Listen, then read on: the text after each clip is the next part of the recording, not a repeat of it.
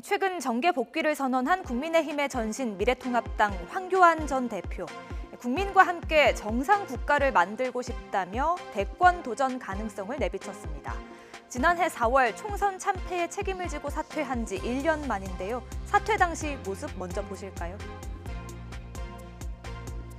국가적으로 중요한 시점에 나라가 잘못 가는 것을 막지 못했습니다.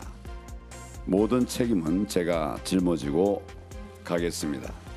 총선 결과에 대해 책임을 지고 모든 당직을 내려놓겠습니다.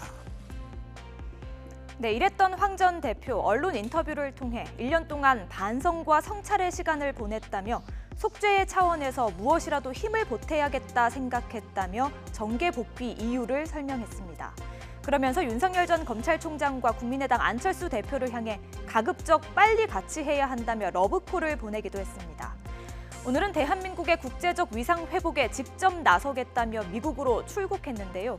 하지만 국민의힘은 황 전 대표의 이러한 행보가 마냥 달갑지는 않아 보입니다. 국민의힘이 과거로 돌아가 도로 한국당이 되는 것 아니냐는 우려가 나오고 있기 때문인데요. 국민의힘 권성동 의원은 라디오 인터뷰에서 꿈을 버린 줄 알았는데 대권 도전 의사가 있는 것으로 보인다며 지금은 복귀할 명분도 국민적 요구도 없다고 비판했습니다. 들어보실까요? 본인 생각만으로 지금 정치전면에 등장하려고 하는 것이 아닌가. 그래서 저는 개인적으로는 좀 설득력이 부족하다. 이분 이미지가 극우 강경 그런 이미지 아니겠어요? 보궐선거에 나타난 현재의 민심과는 좀 유리된 분이 아닌가 저는 개인적으로 그렇게 생각하고 있습니다. 같은 당 조수진 의원도 지금은 때가 아니라고 지적했습니다. 조 의원은 SNS를 통해 지난해 4월 총선에서 패배하고 이제 1년 됐다며 책임 정치라는 말을 깊이 생각해달라고 지적했습니다. 황 전 대표 시절 원내대표였던 나경원 전 의원 역시 선을 긋고 나섰습니다.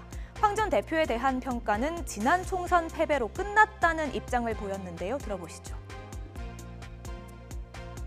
지금은 조금 좀 천천히 더 계시는 게 좋지 않을까 이런 생각들 많이 하시는 것 같습니다. 작년 총선의 패배에 대해서도 다시 한번 또 생각해야 될 게 있는 것 같아요. 공천 과정의 잘못이라든지 우리 여러 가지 하여간에 그 당시에 리더십에 대해서 많은 분들이 걱정했던 부분은 있거든요. 한편 국민의힘은 김기현 원내대표 등 원내 지도부가 영남권으로 채워지며 도로 영남당 논란에도 휩싸였는데요. 여기에 전직 대통령 사면 요구와 탄핵 부정 발언까지 나오면서 내부에서도 아직 정신 못 차렸다는 비판을 받기도 했습니다. 바로 지난달 치러진 재보궐선거 이후 여야 모두 민심을 겸허히 받들겠다고 강조했습니다. 그 약속을 잊은 것은 아닌지 바로 그 민심이 지켜보고 있습니다. 뉴스가 있는 저녁 안규령입니다.